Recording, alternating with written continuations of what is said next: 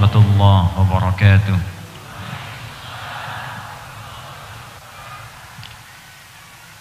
Alhamdulillahirrahman, 'allamal Qur'an, khalaqal insan, 'allamahul bayan, faja'alal Qur'ana hudan lin-nas faqala syahr Ramadan alladhi unzila fihi al-Qur'an hudan lin-nas فخص الهداية للمتقين فقال ذلك الكتاب لا ريب فيه هدى للمتقين. اللهم صل وسلم وبارك على رسولك الكريم النبي الأمين أرسلته رحمة للعالمين وجعلته مصدر هداية للناس كافة. وصل وسلم وبارك على سيدنا محمد وعلى آله وصحبه وأمته إلى يوم الدين. أما بعد فيا عباد الله أوصي نفسي وإياكم بتقوى الله فقد فاز المتقون فلا تموتن إلا وأنتم مسلمون. فقال تعالى يا أيها الذين آمنوا اتقوا الله حق تقاته ولا تموتن إلا وأنتم مسلمون. Hadirin sekalian, alhamdulillah kita masih diberikan oleh Allah kesempatan untuk hidup dan masih beriman sampai dengan siang hari ini kepada Allah Subhanahu wa taala. Semoga keimanan keislaman kita mampu dikuatkan oleh Allah Subhanahu wa taala dan kita jaga sampai dengan kita wafat kepada Allah. Karena itu seringkali Nabi sallallahu alaihi wasallam memberikan pembuka pada kesempatan sesi tausiah beliau ataupun sesi ta'lim beliau ataupun sesi pemberian mau'izah hasanah beliau kepada para sahabat dengan mengutip satu ayat dalam Al-Quran, surah ketiga Ali Imran ayat 102 yang memberikan pesan kuat untuk menjaga takwa secara benar, karena ada orang mengaku bertakwa tapi tidak menunaikannya dengan benar. Maka turunlah surah Ali Imran surah ketiga itu ayat 102. Ya ayyuhalladzina amanu, hai semua orang yang telah mengatakan dirinya beriman, semuanya. Kalimat ya ayyuhalladzina amanu itu disebutkan 68 kali dalam Al-Quran. Ya-nya harfun nida disebutkan 361 kali dalam Al-Quran. Itu linida'il qarib wal mutawassit wal ba'id, untuk memanggil orang yang jaraknya dekat, menengah ataupun jauh. Jadi kalau disandingkan dengan kalimat iman, seakan-akan Allah ingin mengatakan, hei semua pemilik iman. Ada yang imannya merasa kuat sehingga dekat dengan Allah, dipanggil sholat misalnya jam 4.35, jam 3 sudah datang. Ataupun orang yang imannya menengah, masih ada iman. Alladzina, dan iman itu kalian miliki oleh semuanya. Alladzina itu ismun mausulun yadullu ala al-amiyah, disebutkan 1080 kali dalam Al-Quran, menunjuk pada semua orang tanpa kecuali. Jadi baik besar, kecil, tua, muda, laki-laki, perempuan, sepanjang merasa masih punya iman. Kata Allah, jaga iman itu dengan cara meningkatkan takwa. Di takwa itu cara kita menjaga iman. Kalau seseorang tidak mengerjakan takwa, maka imannya akan terus turun. Apalagi kalau berbuat maksiat. Takwa itu mengajak pada kebaikan, meningkatkan iman. Lawan takwa nafsu. Nafsu itu mengajak pada keburukan, maksiat. Quran surah ke-12 nanti Yusuf ayat 53. Wa ma ubarri'u nafsi innan nafsa la'ammaratun bisu. Gak ada manusia sempurna karena punya nafsu. Dan ingat, nafsu itu mengajak pada maksiat, keburukan. Nafsu disebutkan 115 kali dalam Al-Quran. Takwa disebutkan 115 kali dalam Al-Quran. Yang mengajak kepada takwa malaikat. Malaikat disebutkan 88 kali dalam Al-Quran. Yang mengajak kepada nafsu setan. Setan disebutkan 88 kali dalam Al-Quran. Jadi kalau orang tidak mampu meningkatkan takwa, nafsunya naik. Kalau nafsu naik, maksiatnya berpotensi lebih besar dikerjakan dibandingkan dengan amal baiknya. Besar kemungkinan orang ini banyak berbuat salah dibandingkan banyak berbuat soleh. Karena itu untuk menguatkan iman, kata Allah, tingkatkan takwa. Bagaimana cara meningkatkan takwa? Wujudnya amal soleh. Karena itu setiap menyebutkan kalimat takwa, seringkali muncul kalimat iman dan amal solehnya. Misal, kalimat takwa pertama Al-Baqarah ayat kedua. Dzalikal kitabu la raiba fi hudal lil muttaqin. Siapa orang takwa di sini yang punya takwa? Ayat 3-nya. Alladzina yu'minuna bil ghaib. Orang takwa itu selalu mau menguatkan imannya kepada Allah yang gaib. Bagaimana menguatkan itu? Wa yuqimunas shalah. Dia kerjakan salat. Jadi ketika kita diminta menunaikan salat, itu adalah cara kita menjaga iman. Makanya ciri orang beriman itu lihat amal solehnya. Kalau nggak ada amal soleh berarti patut diduga bermasalah imannya. Seringkali kata iman dalam Al-Quran disandingkan dengan amal soleh. Wal 'ashr innal insana lafi khusr illa alladzina amanu wa 'amilus shalihat. Jadi iman dengan amal soleh. Jadi kalau orang beriman tidak ada amal solehnya, patut diduga ada persoalan dalam imannya. Karena itu kalau ada orang diminta menunaikan sholat, itu tanda iman. Jadi kalau masih beriman, dia buktikan lewat sholat. Jadi kalau ada yang berkata, saya beriman, bahkan nama saya namanya iman muttaqin. Nah, tapi nggak mau sholat, itu ada masalah dalam imannya. Karena itu tanda pertama sholat, itu lewat azan. Allahu Akbar, Allahu Akbar, azan. Nah azan ini panggilan sholat, itu kalau dikumandangkan, Allahu Akbar, Allahu Akbar. Disebutkan dalam Al-Quran surah ke-8 ayat yang kedua. Itu tanda orang beriman. Jangankan saat sholatnya, saat mendengar azannya ada getaran dalam jiwanya. Innamal mu'minuna alladzina idza dzukirallahu wajilat qulubuhum. Sungguh orang beriman itu kalau disebutkan nama Allah ada getaran dalam jiwanya. Walaupun amal itu belum dikerjakan tapi getarannya ada. Allahu Akbar, Allahu Akbar. Sudah azan nih. Iya. La ilaha illallah. Baru azannya, belum qomat. Tapi masih ada getaran. Nah, itu imannya masih ada. Kalau ingin ditingkatkan, kerjakan amal soleh. Naik. Nah, di antara amal soleh itu punya tingkatan-tingkatan. Di antara tingkatan paling tingginya adalah amal soleh yang diwujudkan dengan mempelajari Al-Quran dan mengamalkannya dalam kehidupan. Di tingkat paling tinggi di antara amal soleh itu, di antara tingkat amal soleh yang paling tinggi adalah orang yang mau belajar Al-Quran, baik tafsirnya, baik isi kandungannya, baik bacaannya, apalagi kemudian memahaminya, lalu mengamalkan apa yang telah ia pahami itu. Muncullah kemudian keterangan Nabi yang dirangkum oleh Imam Al-Bukhari. Imam Al-Bukhari ini nggak pernah berjumpa dengan Nabi. Beliau menerima hadis ini dari seorang bernama Hajjaj bin Minhal. Hajjaj menerima dari Syu'bah. Syu'bah menerima dari Alqamah bin Mirfad. Alqamah bin Mirfad menerima dari Sa'ad bin Ubaidah. Sa'ad bin Ubaidah menerima dari Abu Abdurrahman As-Sulami. Abu Abdurrahman As-Sulami menerima dari Uthman bin Affan radhiyallahu taala anhu dan sahabat Ali bin Abi Thalib radhiyallahu taala anhu karamahullahu wajhah. Keduanya menerima dari Rasulullah sallallahu alaihi wasallam. Tersambung sanadnya. Qala Rasulullah sallallahu alaihi wasallam, khairukum man ta'allama al-Qur'ana wa 'allamah.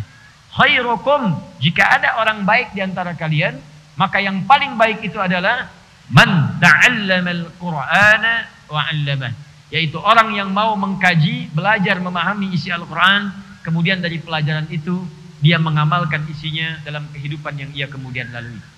Maka dari itu saya kemudian merenungkan hadis inilah yang menjadikan saya kemudian membuat terusan kurikulum kita dalam kajian di Masjid Al-Fath ini. Setelah kita menyelesaikan kurikulum pembuka dalam dakwah yang kemarin, saya ingin berikan dulu bekal-bekal ilmu dalam dakwah melalui isi Al-Quran, sehingga dengan bekal ilmu itu nanti materi selanjutnya untuk berdakwah semakin mudah untuk dipraktikkan. Karena dakwah tanpa ilmu itu mustahil. Seperti iman tanpa ilmu pun, iman tanpa ilmu bisa melahirkan perbuatan yang salah dalam ibadah. Antum beriman, imannya kuat banget, pengen dekat dengan Allah, ilmu belum ada. Besok pengen sholat subuh, bisa 3 rakaat. Ya, itu yang bisa keliru. Orang puasa Daud, dia sholat Daud. Orang Senin puasa, Selasa tidak. Dia subuh sholat, duhur tidak. Asar sholat, maghrib tidak.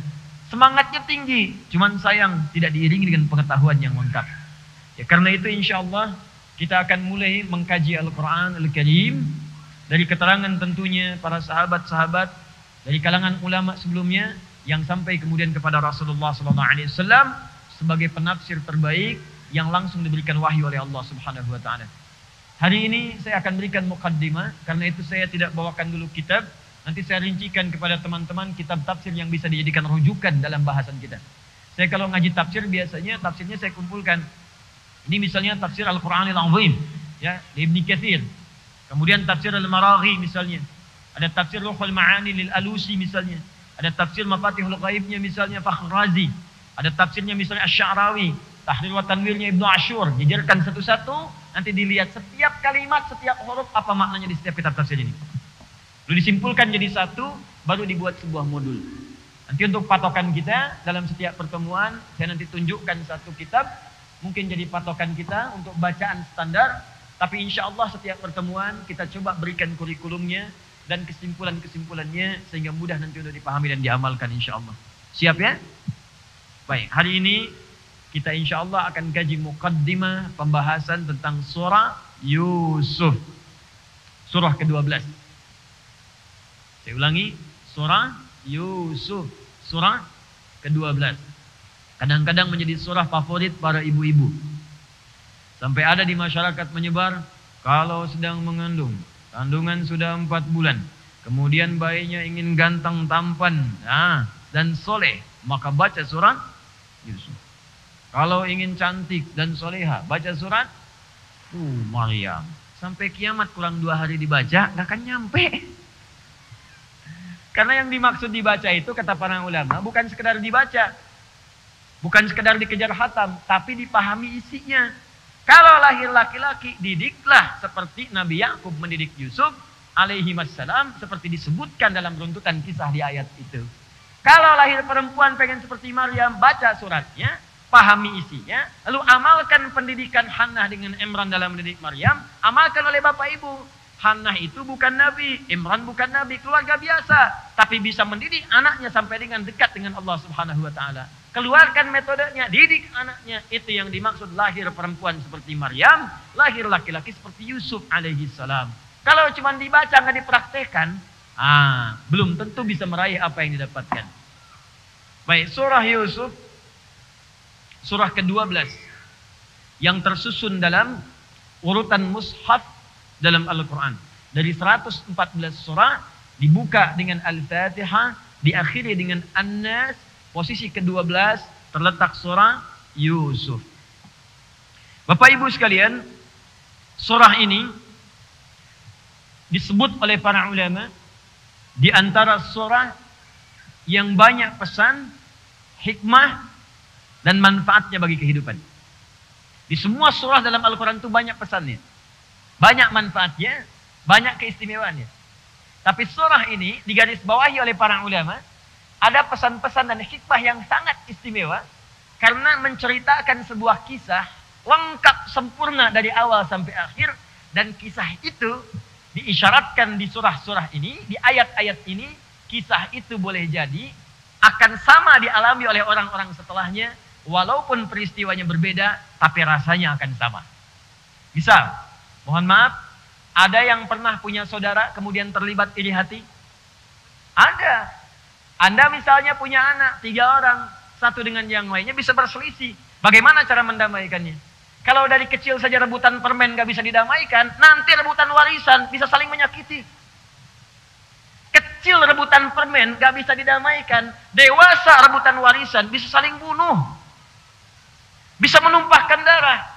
Sampai muncul bab dalam faraid, dalam ilmu waris, jika ada ahli waris kemudian membunuh saudaranya, maka mahjub, dia tidak mendapatkan warisan. Kenapa muncul kalimat itu? Karena memang berpotensi di kemudian hari terjadi sifat iri hati yang dibisikkan oleh setan di antara persaudaraan itu.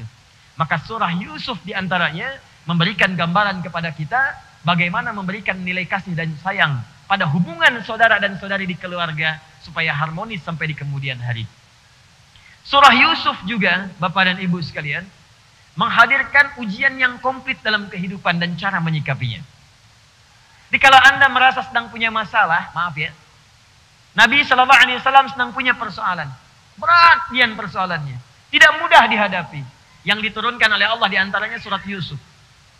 Saat sakit, turun kisah Nabi Ayub alaihissalam.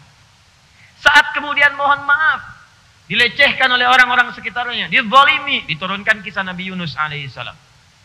Saat kemudian dimusuhi, macam-macam, turun kisah Nabi Isa alaihissalam. Saat diusir, turun kisahnya Nabi Ibrahim alaihissalam. Tapi yang paling menarik, saat semuanya terakumulasi ujian-ujian itu, turunlah kisah Nabi Yusuf alaihissalam. Muhammad sallallahu alaihi wasallam, engkau dari kecil dirawat, Bapak tidak ada, tapi ada ibu yang menyayangi. Ada kakek yang menyayangi. Ada paman yang menyayangi. Ini Yusuf dari kecil sudah diuji. Kecil sudah dimusuhi oleh saudara-saudaranya. Bayangkan, 12 bersaudara, 10 memusuhi. Beliau hanya dengan adiknya. Dan dalam kondisi itu, ibunya sudah meninggal dunia. Dan kan ibu itu kan tumpuan. Anda yang laki-laki, kebanyakan curhatkan pada ibu kalau sedang ada masalah. Walaupun ayah ada, tapi tetap ngobrolnya sama ibu. Ini Nabi Yusuf, dari sejak kecil, punya persoalan dengan 10 saudaranya. Mereka iri hati dengan beliau. Mereka merasakan Yusuf tantangan. Mau cerita ke siapa? Ibu sudah tidak ada. Dari kecil. Dimusuhi, dibuang ke dalam sumur. Anda bayangkan. Dijual. Dari kecil tuh, dijual pada orang yang tidak dikenal. Masuk ke sumur, dibawa oleh kafilah. Setelah itu dijual. Anda bayangkan. Setelah itu apa yang terjadi? Jadi budak, dipasarkan. Dari kecil. Kecilnya diiri hatikan, dilempar ke dalam sumur, dibawa oleh orang kemudian dipasarkan, dijual, dibawa jadi budak. Tumbuh remaja, digoda oleh perempuan, difitnah. Halo? Remaja. Setelah itu apa yang terjadi? Dimasukkan ke dalam penjara. Dihukum juga di situ beberapa tahun. Dan mengalami tindakan yang tidak menyenangkan juga. Setelah itu apa yang terjadi? Puncaknya Allahu Akbar. Allah ganti semua nilai kehidupannya. Yang tadinya terasa tidak menyenangkan itu. Dengan segala pengorbanan yang tidak biasa itu. Apa yang kemudian disikapi oleh beliau. Ini yang akan kita pelajari. Apa yang Nabi Yusuf lakukan saat kemudian mendapatkan fitnah, celaan, tantangan, bahkan dari saudara terdekat sendiri. Dari orang-orang terdekat sendiri. Kita akan ambil hikmahnya. Bagaimana Yusuf menyikapi ketika difitnah melakukan misalnya selingkuhan dan zina. Bagaimana Nabi Yusuf menyikapi ketika beliau ada di jabatan, kemudian banyak orang yang iri hati dengan itu. Bagaimana Nabi Yusuf menyikapi ketika beliau mulai dipercaya dan mendapatkan kedudukan. Dan puncaknya, bagaimana Nabi Yusuf menyikapi ketika beliau telah bisa mengalahkan semua kesulitan dahulu, air mata sudah hilang, dan sedang berada di puncak. Saat sedang di puncak pun, apa yang dikerjakan oleh beliau. Itu yang coba kita turunkan, karena semua persoalan yang disampaikan di surat Yusuf ini, akan dialami oleh kita semua insya Allah dalam hidup yang kita jalani. Dan itulah diantara manhaj dakwah yang disebutkan di dalam Al-Quran, yang sebagian teorinya telah kita dapatkan, tinggal realnya kemudian kita alami. Maka kita masuk ke dalamnya, surah ke-12, surah Yusuf, kita bacakan bagian pengantar dari ayat yang pertamanya. Jadi nanti surat ini cocok untuk semua. Bapak ibu yang sudah punya anak, cara mendidik anak ada di sini. Nanti kita bahas. Maaf, kita yang milenial atau ada yang belum menikah, ada di ayat ini, cocok juga. Ya, bagaimana bergaul supaya tidak terjebak dalam pergaulan bebas. Anda yang sudah di posisi besar, ada sekretaris di kantor, hati-hati. Kebanyakan bosnya laki-laki, sekretarisnya perempuan. Lebih banyak melihat sekretaris dibandingkan dengan melihat istri di rumah, bagaimana menyikapinya. Hati-hati.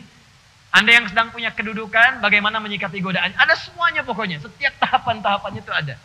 Dan kita akan bahas satu-satu dengan izin Allah Subhanahu wa taala. Ayat yang pertama. Kita mulai muqaddimah pada bagian ayat yang pertama. Bismillahirrahmanirrahim. Alif lam ra. Bismillah. Alif. Ibu kelihatan? Udah kelihatan, saya sudah tulis loh Bu. Saya besarkan sedikit ya. Itu. Sedikit ya.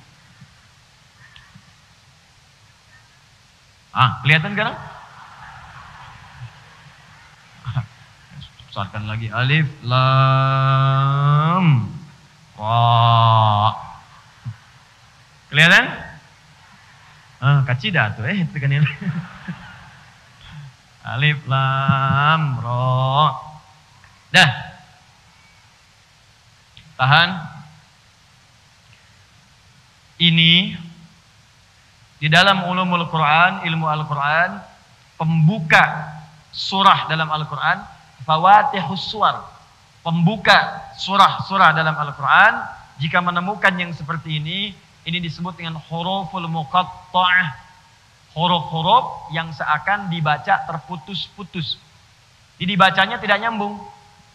Al-ra, tidak. Tapi sebutkan alifnya terputus satu-satu.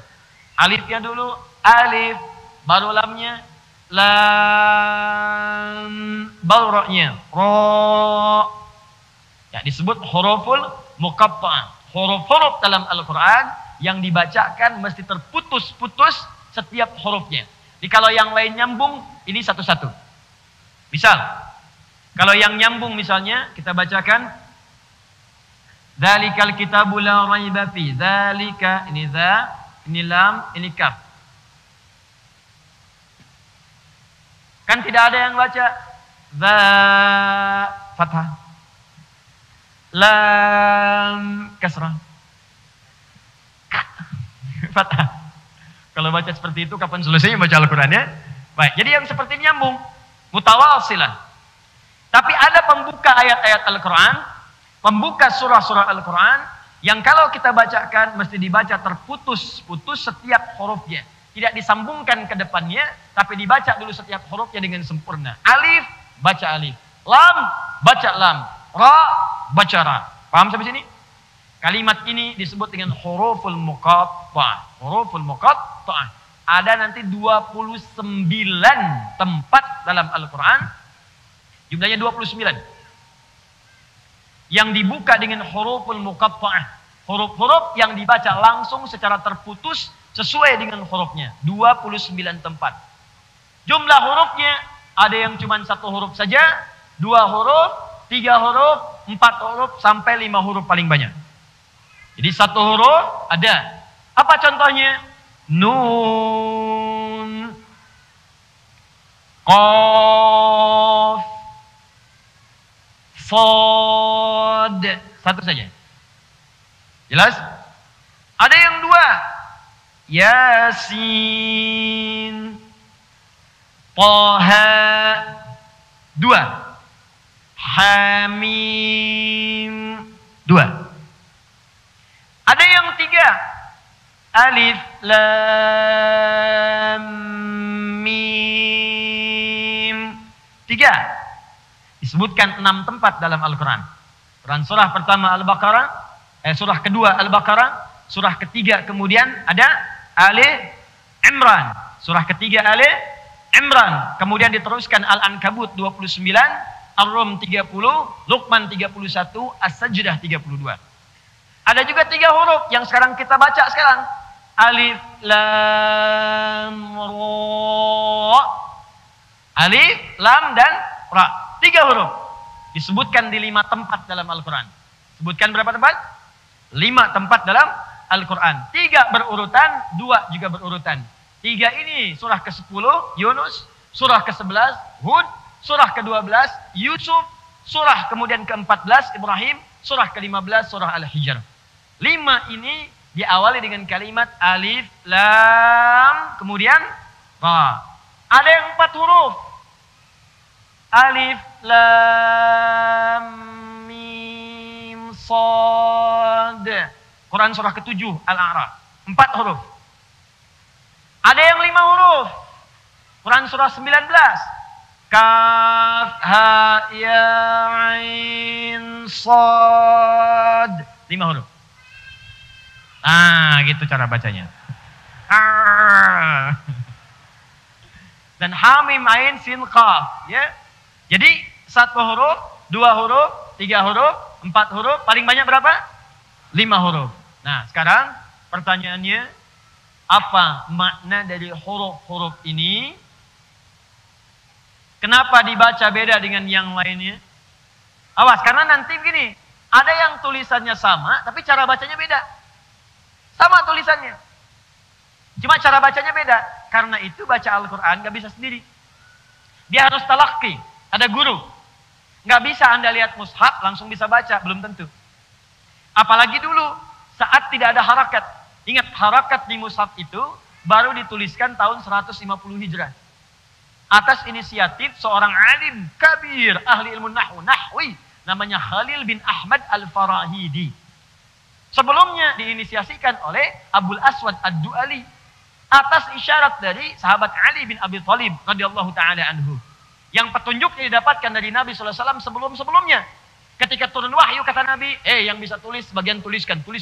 Ada yang tulis kemudian di bebatuan, di tulang belulang yang sudah suci, di pohon pelepah-pelepah kurma, tuliskan. Ada Muawiyah bin Abi Sufyan, ada Ubay bin Ka'ab misalnya, ada Zaid bin Thabit, ada Ali bin Abi Thalib, dan ada banyak-banyak yang lainnya lagi. Tapi baru diberikan harakat setelahnya 150 Hijrah. Sehingga kalau dulu dituliskan begini Pak, Bu, alif, kemudian lam, kemudian mim. Baca. Alif, lam, mim. Tuh kan? Bukan. Alam. Alam nashrah laka sadrak. Alam tara kaifa fa'ala rabbuka bi ashabil fil. Bagaimana membedakan alam dengan alif lam mim? Sekarang mudah kelihatan harakatnya. Dulu bagaimana? Talaqi dengan gurunya. Jelas ya? Nah kalau ada yang seperti ini, alam, ini bukan huruful muqatta'. Tapi kalau kemudian dibaca per hurufnya di awal surah, maka ini yang disebut dengan huruful muqatta'. Apa maksud huruf muqatta'ah ini? Satu, ada pendapat di kalangan ulama. Huruf-huruf muqatta'ah ini adalah singkatan dari proses turunnya wahyu. Huruf-huruf muqatta'ah ini adalah singkatan dari proses turunnya wahyu sesuai dengan jenis hurufnya. Ini pendapat pertama. Misal, seperti alif lam mim atau alif lam ra. Itu ada yang mengatakan alifnya kembali kepada lafaz Allah. Allah. Lamnya kepada Jibril. Lam. Mimnya Muhammad sallallahu alaihi wasallam. Atau kalau dia ra kepada Rasul. Di alifnya dari Allah, lamnya dari malaikat Jibril, ra-nya kemudian kepada Rasul. Ini pandangan kelompok yang pertama. Ada yang mengartikan ini Allah. Lamnya ke malaikat Jibril. Ra-nya kepada Rasul. Dari mana taunya Rasul? Lihat di mim yang sebelumnya, Muhammad sallallahu alaihi wasallam. Ini pendapat yang pertama. Diseakan-akan ingin mengatakan semua ayat-ayat Al-Quran ini, semua firman yang sampai ke Muhammad SAW ini bukanlah kreasi Nabi Muhammad, tapi semua ayatnya bersumber dari Allah Subhanahu Wa Taala. Ini firman Allah yang disampaikan melalui malaikat Jibril, diteruskanlah kepada Rasulullah Muhammad SAW. Ini pendapat kalangan ulama tafsir yang pertama. Jadi kalau Bapak Ibu ngaji tafsir, di kitab-kitab manapun yang sifat kitabnya komplit, ini pasti pendapat pertama ini disebutkan. Silakan ngaji misalnya kitab tafsir ya yang komplit disebutkan. Ibnu Katsir ka, Al-Qurtubi ka, Ruhul Ma'ani ka, Mafatihul Ghaib ka, pendapat pertama ini akan disebutkan. Walaupun pendapat yang ini disampaikan oleh para ulama yang lain termasuk pendapat yang lemah sifatnya. Ya. Jadi masuk golongan kata sebagian ulama ini pendapat sifatnya kirata. Kira-kira nyata. Ya. Jadi dilihat-lihat nih. Dan orang bertanya lagi, oh kalau alif lam mim alif lam ra begitu, apa artinya alif lam mim shad? Alifnya Allah, lamnya malaikat, mimnya Muhammad, shadnya siapa?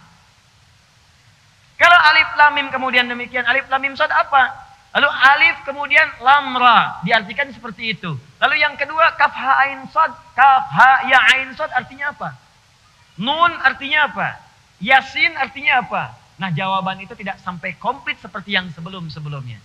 Karena itu, para ulama kemudian jumhur memberikan pandangan, dan pandangan ini yang paling tepat untuk kita dapatkan. Jika Anda temukan dalam Al-Quran, surah-surah dibuka dengan huruf-huruf muqatta'ah. Terdapat nanti 29 tempat dalam Al-Quran, ini menunjukkan berita sekaligus tantangan dari Allah Subhanahu Wa Taala kepada orang-orang Arab di masa jahiliyah, yang mereka itu pakar sastra, ahli bahasa, yang bisa menyusun kata-kata dan puisi-puisi yang sangat indah seketika bahkan tanpa berpikir. Semua puisi-puisi ini, syair-syair ini, itu Pak Ibu kalau belajar bahasa Arab, wah akan merasakan keindahannya. Seakan kalau dalam tandangan manusia, kalau dalam karya manusia, itu karya sempurna lah. Dalam pandangan manusia ya, itu sempurna lah. Jadi ada yang bisa buat ujungnya semua. Panjang. Bukan cuma 1-2 bait, kadang-kadang 100 bait. Bapak Ibu pernah dengar qasidah? Qasidah. Tala'al badru alaina tangtung tangtung tangtung tangtung, ya? Nah, sebagian orang tuh menilainya begitu. Qasidah itu asalnya bukan rebana, bukan. Qasidah itu adalah puisi yang berisi paling minimal 7 bait. 7.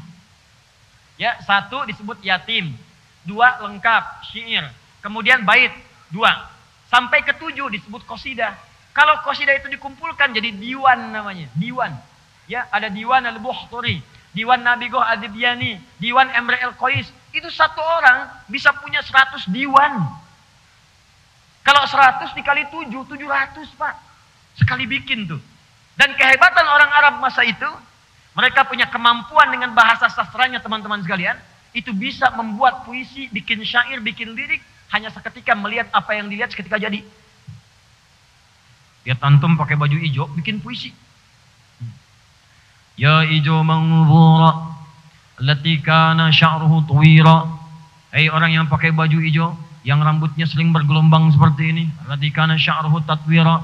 Ya, wa tabassama amami madahikan mahawira. Dan ada tertawa, tersenyum di depan saya, seakan ingin membuka percakapan denganku. Itu ujungnya begitu tuh. Ya. Al-Asma'i saja, yang masa-masa ke belakang, Allahu Akbar. Itu lihat burung bulbul, burung kecil, cuman lompat-lompat di atas dahan. Ada bunganya, di bawahnya ada sungainya, itu seketika bikin puisi. Dan itu susah ditiru. Sautus safiril bulbuli, hayyaja qalbi thamili, al-ma'u wa zahrum ma'a zahri lahdul muqali, fa anta ya sayyidali wa sayyidi wa maulali. Semua. Fakam tayyumuni ghazailali, ya qataftuhu min wajnatin min fi'li hadar rajuli. Faqala la la la la faqad ghada muharwili wal walad ya wali ya wailali faqultu la tuwalwili fabainu lu ali qalat lahu inna kadha din waladi dul muqali kahatan takailali tabuli. Semua ulangi. Enggak mudah, jagoan mereka bikin seperti itu. Hebat. 150 tahun sebelum Nabi lahir, ada orang namanya Emre el-Qais.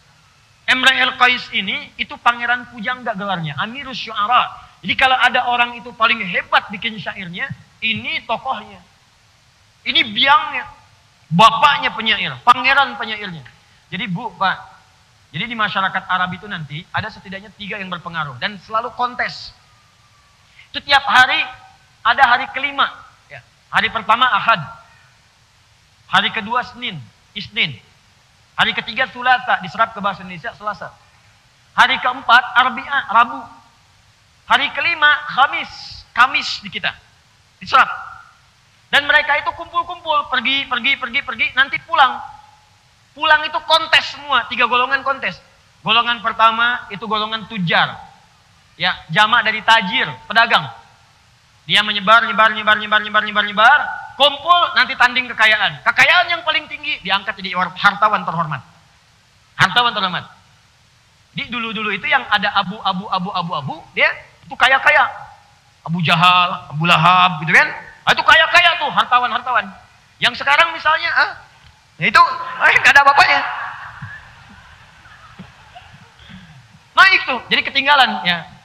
Kemudian ada lagi yang kedua, dukun,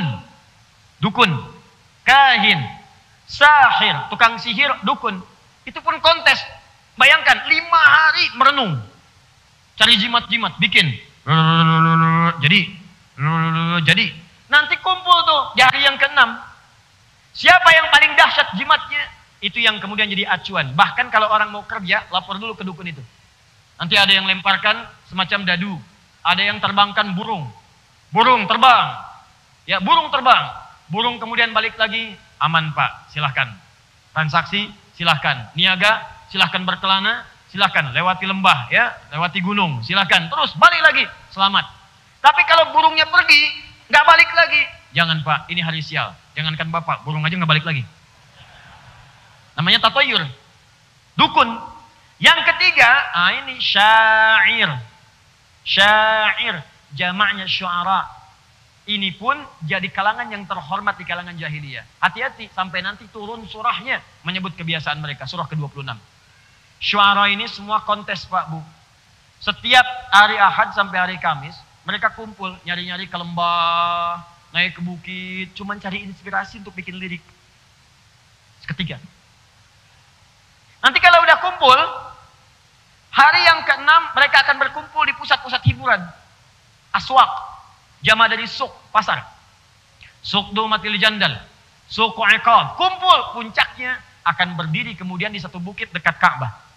Yang bukit ini sekarang disebut dengan Jabal Qubais, yang ada bangunan di atasnya, bangunan istana, ya.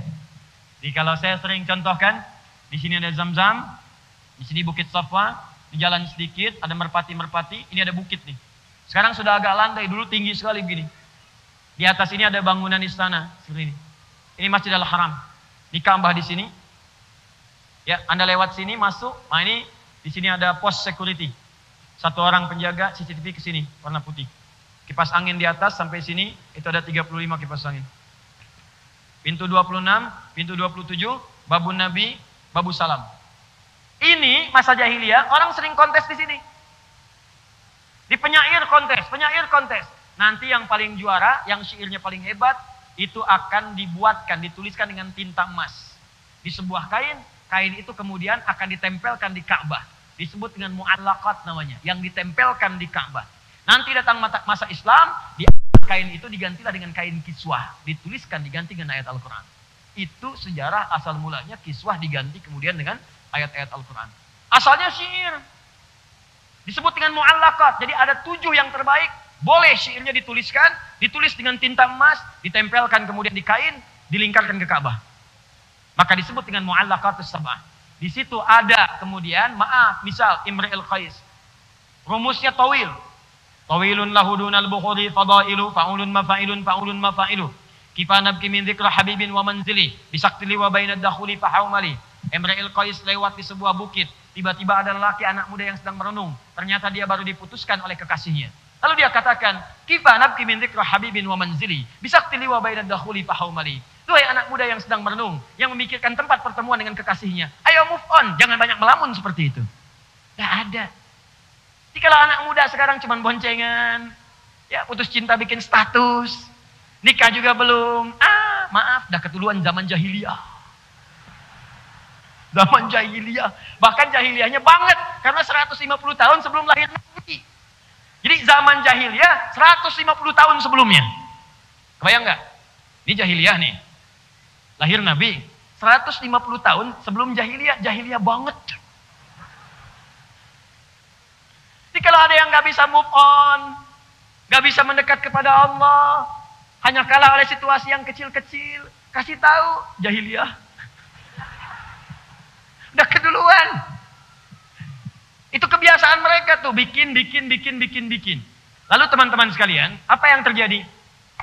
Karena mereka merasa hebat, ya, dengan syairnya, merasa hebat dengan sastranya, maka diturunkanlah oleh Allah Al-Quran dengan bahasa-bahasa yang sangat indah, dengan berita-berita yang sangat nyata, dan Allah tantang kepada mereka, katanya suka bikin syair, katanya hebat, katanya bagus, kalau bisa bikinlah seperti Quran ini, yang bahkan ayat-ayatnya disusun dari huruf-huruf yang biasa kalian buat untuk membuat syair itu. Bukankah mereka membuat syair dengan bahasa mereka? Ada yang dari alif, ada dari lam, ada dari mim, ada dari ra. Nanti kalau Anda belajar kaidah bahasa Arab, belajar qasidah, ada misalnya lamiyah, qasidah yang diakhiri dengan huruf lam semuanya. Ada yang hurufnya ra, semua ujungnya ra. Ada yang hurufnya ba semua. Ada 16 rumus disebut dengan bahar namanya. Bahar. Ilmunya disebut ilmu arud. 16. Tawil, rajas. Tawil yang tadi, rajas. Mustafilun. Madid, mufa'alatun fa'ilatun fa'ilatun. Mufa'alatun fa'ilatun. 16 rumus. Kata Allah, pakai rumus-rumus kalian tuh. Bikin semisal Al-Quran. Kalian tuduh Muhammad SAW pencipta Quran, pembuat Quran, penyair, tukang sihir. Sekarang buktikan di hadapanku, kata Allah. Saya menantang kalian semua. Kalau perlu, dukun-dukun yang minta bantuan jin, mintakan bantuan kepada jin, bikin seperti Al-Quran. Al-Quran saya firmankan dari bahasa-bahasa yang kalian bikin syair-syair kalian dari alif sampai dengan ya itu. Alif, lam, ra. Saya perkenalkan. Nih, Ada alif, ada lam, ada ra. Kalau mampu, bikin seperti apa yang akan saya sampaikan ini. Jelas? Jadi ayat-ayat Al-Quran, surah-surahnya sering dibuka dengan huruf muqatta'ah untuk menyadarkan orang-orang Arab bahwa nih ada firman yang suci, ada kalimat-kalimat yang bukan dibuat oleh manusia. Sebab kalau Al-Quran ini dibuat oleh syair, orang yang bisa puisi, maka rumusnya tidak akan keluar dari 16 rumus itu.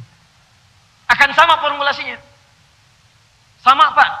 Kayak Bapak misalnya pernah dengar orang musik. Itu musik itu asalnya dari sini Pak.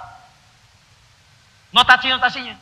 Dari sini asalnya. Mustafilun dibawa sampai do re mi fa sol la si do itu ditemukan oleh orang Islam dulu. Dal ra mim fa sol lam ya sod dal do re mi fa sol la si do itu asalnya orang Muslim Persia dulu.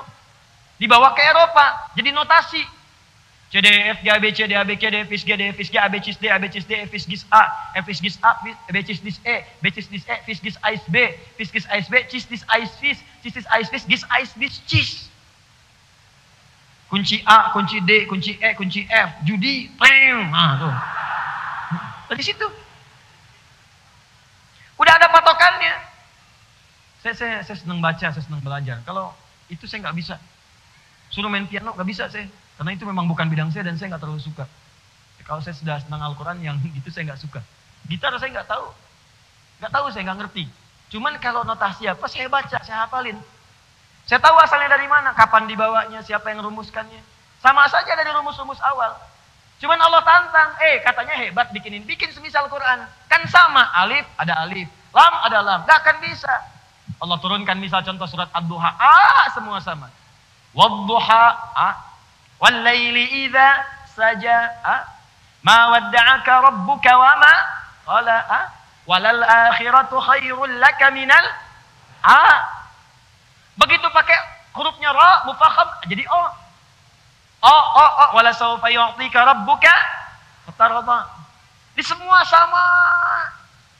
Kalaupun dibaca dengan orang yang nggak bisa A, bisanya E. Di Arab itu ada orang nggak bisa A, bisanya E terus. Jika kalau Anda bilang A, dia E. Kaifa haluk, kaifa halik. Madrasah, madrasah. Anta, inti. Ana, ani. Tuh. Mungkin Betawi dari situ belajarnya. Ya. Ada sekarang di Syam, Palestina, Syria, itu banyak imalah ke sana. Sebagian Afrika, itu sejak zaman jahiliyah sudah ada.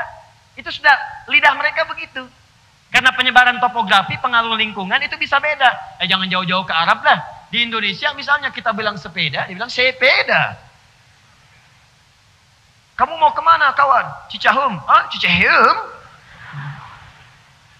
Sama bentuknya. Makanya ada orang baca wadduha bisa dibaca dengan E. Dan semua ujungnya akan sama. Mau dibaca pakai E, pakai A, sama ujungnya. Wadduha, wadduha. Wal-laili idza saja, wal-laili idza saja. Ma wadda'aka rabbuka wa ma qala. Walal akhiratu khairul laka minal ula. Ketawa. Sama artinya. Kenapa? Karena kita nggak biasa baca. Bacanya A. Saya pernah bacakan pada orang Afrika yang biasa baca pakai E. Dia pakai E, saya baca pakai A. Wadduha. Tawa. Sama kayak itu tuh. Betul. Ya, jadi sama aja kan kita juga kedengaran kalau kita bilang sepeda, teman kita bilang sepeda. Senyum kita kan, padahal bendanya sama kan? Dan dahsyatnya Al-Quran, dia tidak mengikuti formula yang tadi disebutkan. Nggak ada CDF, nggak ada BC, nggak ada towil, nggak ada rojas, nggak ada madid. Makanya bingung nih orang. Semua nggak ada yang bisa. Dan kalaupun ada yang coba menyusunnya, nggak akan mampu. Dulu Musailamah Al-Kadzdzab pengen coba ikutan. Maaf ya. Turun surah Al-Fil. Alam tara kaifa fa'ala rabbuka bi ashabil fil. Dia bikin surat dengan nama yang sama Al-Fil. Al-Fil. Gajah. Khurtumuhu tawil. Sama, il, tapi nggak ada maknanya. Al-fil, gajah. Khurtumuhu tawil, belalainya panjang. Cuman nyipati gajah aja nggak ada maknanya. Al-Quran beda. Alif lam ra. Kata Allah, perhatikan. Saya turunkan Al-Quran ini, dibuka dengan huruf-huruf muqatta'ah. Saya tantang kepada siapapun kata Allah yang merasa meragukan isi Al-Quran. Ada yang mengatakan Al-Quran karya Muhammad SAW. Ada yang mengatakan Al-Quran itu produk manusia. Ada yang mengatakan Al-Quran itu produk budaya. Jadi kalau sekarang masih ada yang berkata begitu, warisan dari orientalis, katakan pada mereka, ente telat. Katakan pada orang-orang liberal, orang liberal yang selalu kemudian membuka tulisan mereka, ya, kemudian membuka retorika mereka dengan mengatakan Quran itu produk budaya. Budaya di masa Nabi yang bisa disesuaikan kekinian. Sampaikan ente telat keduluan Abu Jahal. Keduluan Abu Lahab. Keduluan yang dulu-dulu. Dan mereka ditantang untuk membuat seperti itu. Kalau produk budaya, berarti manusia itu bisa membuat. Ini, teman-teman sekalian, maaf ya. Maaf, kursi nih. Ini budaya nih, produk. Kalau manusia bisa bikin, manusia lain bisa bikin. Ini meja nih produk budaya, manusia bikin, yang lain bisa bikin. Bahkan variasinya bisa banyak. Ini dari triplek, ada yang dari kayu, ada yang dari besi, ada yang dari bahkan dari perak, dari macam-macam tembaga. Bikin meja. Gelas, ada yang bening, ada yang dihiasi kuningan, ada yang dihiasi tembaga, dihiasi macam-macam. Budaya. Tuh.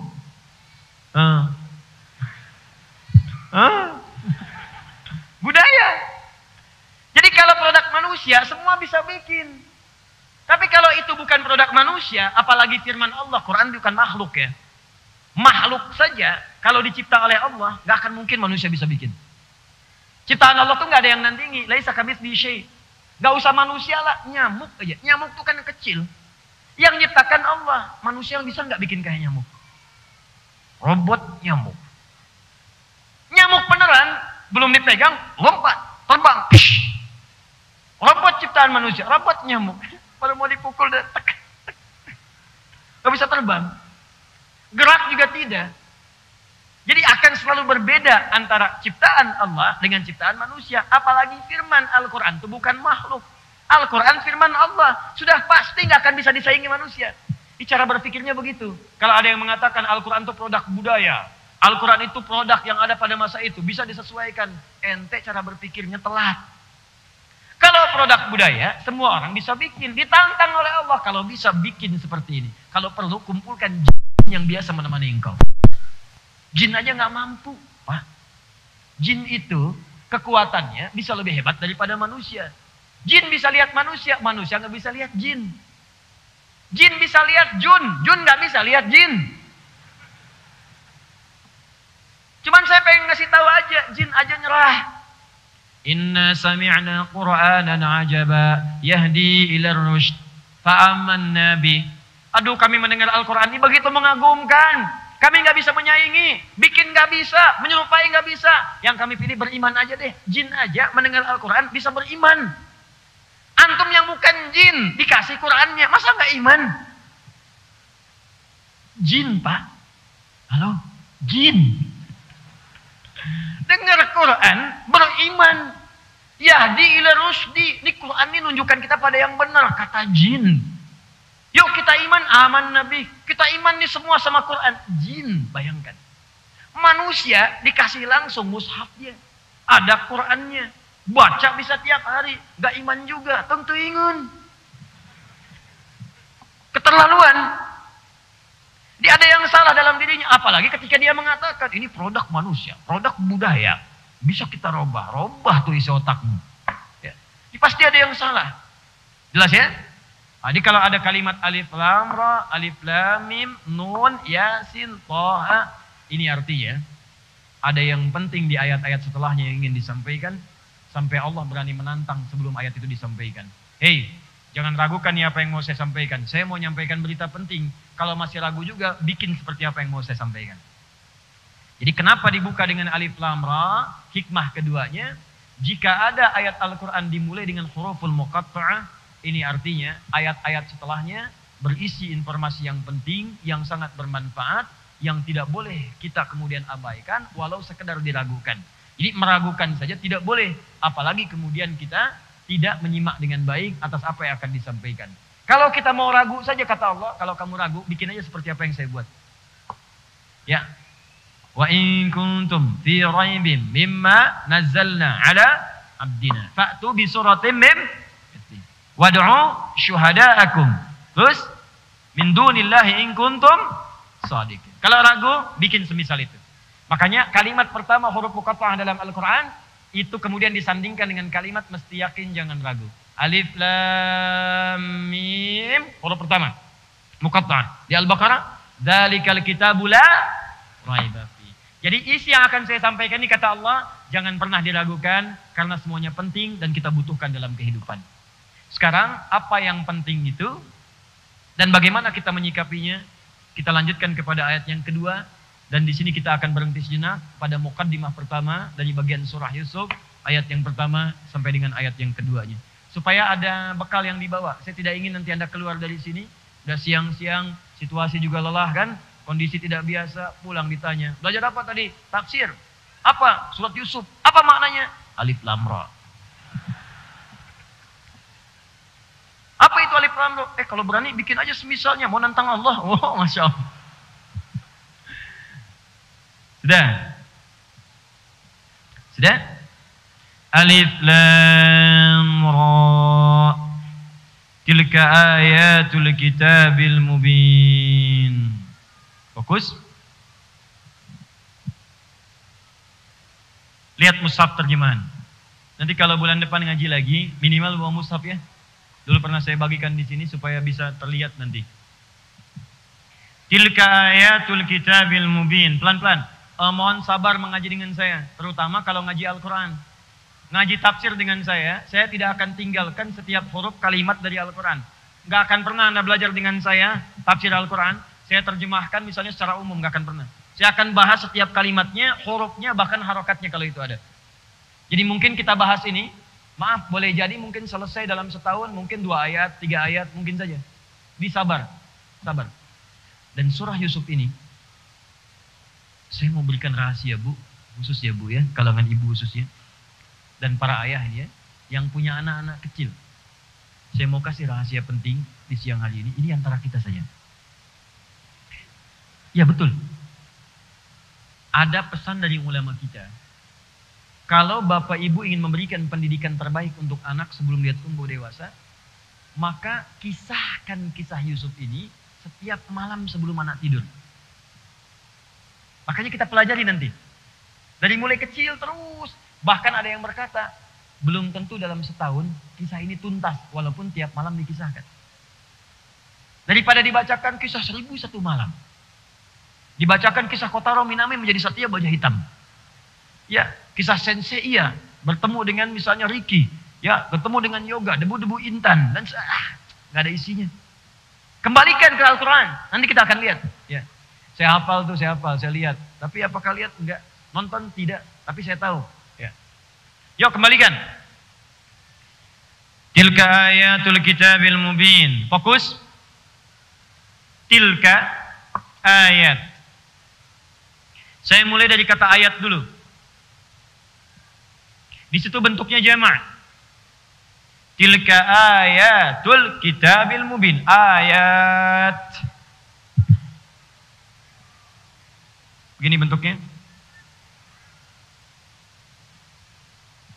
Fokus. Ayat. Ini jamak dari kata ayatun. Jamak. Ayat. Ini bentuk tunggalnya. Singular. Mufrad. Ini bentuk jamaknya. Ayat sering diartikan tanda. Tanda itu sifatnya ada 3 kalimat secara umum. Ada 3 istilah. Yang kadang disebutkan 2 di dalam Al-Quran. Selebihnya dalam hadis atau bahasa Arab biasa. Ada 3 kalimat. 1, simatun. Atau samatun. Ini saya hapus dulu ya. Oh, boleh dihapus? Masya Allah. Boleh.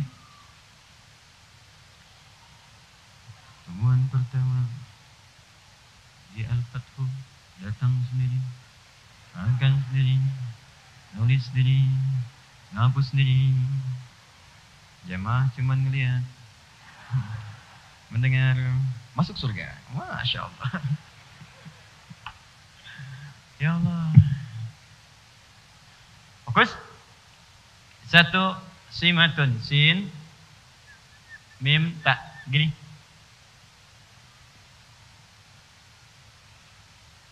Taknya kadang diganti bisa menggunakan waw. Letaknya di depan. Wasmun.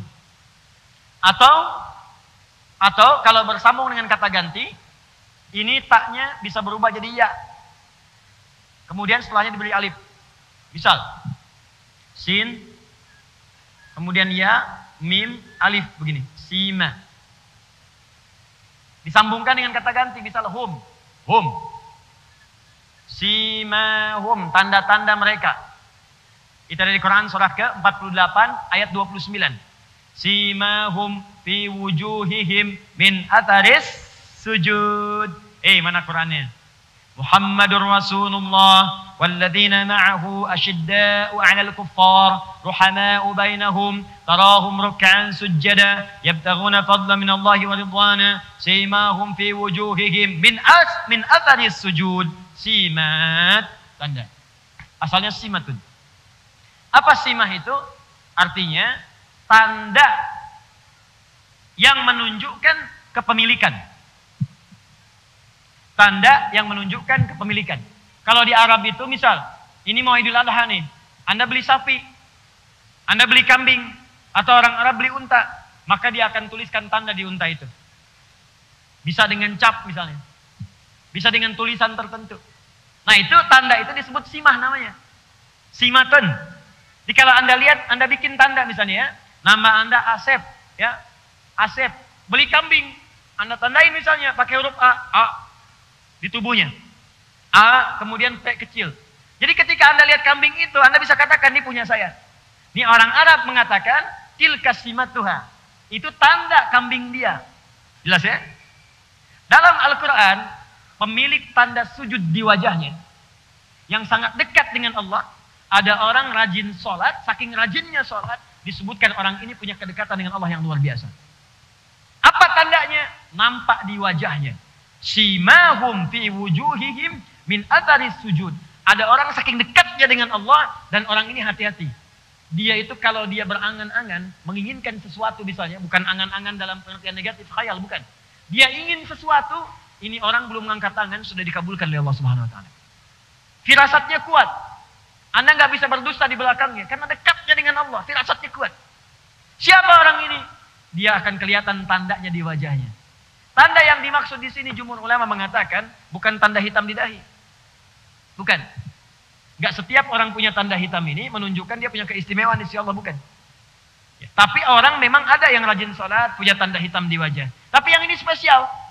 Yang ini spesial, dia punya tanda kedekatan di aura, ada aura kebaikan, ada kemuliaan di wajahnya, dan punya kedekatan luar biasa. Kalimatnya bukan jabhah tapi wujud. Jamak dari kata wajhun. Wajhun punya dua arti. Pertama wajah dari mulai tampak depan ini semuanya. Yang kedua dari ujung kepala sampai ujung kaki. Bukankah Anda kalau sholat wajjahtu wajhiya lilladzi fataras samawati wal ardh. Anda katakan ya Allah, saya hadapkan wajahku sepenuhnya pada penguasa langit dan bumi. Kalau wajah diartikan ini saja, berarti ngadap sholatnya begini. Itu kiblatnya begini. Wajahnya aja. Ya, jadi yang dimaksudkan dari ujung kepala sampai ujung kaki. Ada yang kedua, wajah itu yang dimaksudkan cuma tampak muka saja. Contohnya apa? Ayat wudu. Quran surah ke-5 ayat ke-6. Fagsilu wujuhakum. Ya ayyuhalladzina amanu idza qumtum ilas shalah. Hei orang-orang beriman, kalau ingin menunaikan salat dengan sempurna, fagsilu wujuhakum. Mulai berwudu, basuhlah wajahmu. Bukankah yang dibasuh wajah bagian depan? Semua kan? Oh nggak bisa, wajah dari atas sampai ke bawah guyur semua. Tidak. Bagian depan saja sesuai contoh Nabi. Nah maka orang ini, orang yang dekat dengan Allah, punya tanda dia, wajahnya begitu mulia, ditatapnya enak. Jadi kalau ngelihat orang ini adem gitu. Tenang. Ada harapan kemuliaan. Jadi kalau Anda menatap dia, ingatnya akhirat. Ingat tahajud. Ingat baca Quran. Ingat Allah. Itu luar biasa. Kan ada orang begitu kita tatap, kita lari. Ingat utang. Ingat macam-macam. Hati-hati ya, hati-hati. Jadi orang yang bermanfaat, berubah. Sehingga ketika orang lihat itu, orang merasa nyaman. Dan ada orang yang banyak yang tidak populer di dunia, tapi sangat terkenal di akhirat nanti. Sangat terkenal. Nah, ini simah namanya. Dan tampaknya bukan di wajah saja, karena tangannya itu baik, kakinya baik, telinganya baik, lisannya baik. Jadi kemana-mana yang dia kerjakan kebaikan, nggak pernah singgah di satu tempat, kecuali tempat itu menjadi baik.